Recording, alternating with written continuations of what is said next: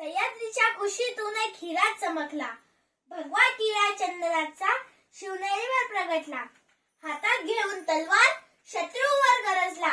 महाराष्ट्रात असा एक महान राजा होऊन गेला. आदरणीय व्यासपीठ, गुरुजन वर्ग व माझे सर्व मित्रमैत्रिणींनो, मी अमृता शेखर पाटील आज तुमच्याशी अशा महान व्यक्तीवर बोलणार आहे ज्याला फक्त मला तुम्हाला नाही तर संपूर्ण देशाला अभिमान आहे. ते म्हणजे छत्रपती शिवाजी महाराज. सर्वप्रथम ज्यांनी आपल्या भूमीवर भगवा फडकवला त्या शिवाजी महाराजांना माझा मानाचा मुजरा, मानाचा मुजरा, मानाचा मुजरा.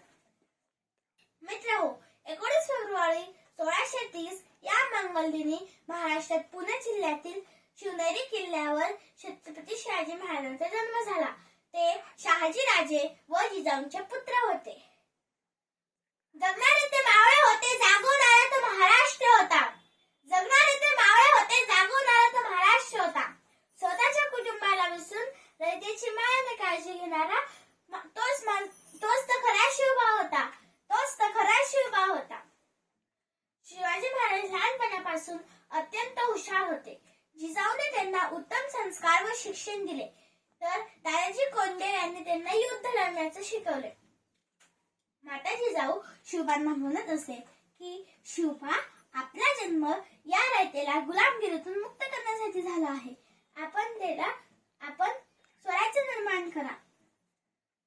जिजाऊंचे स्वप्न पूर्ण करायला शिवाजी महाराजांनी अनेक किल्ले जिंकले.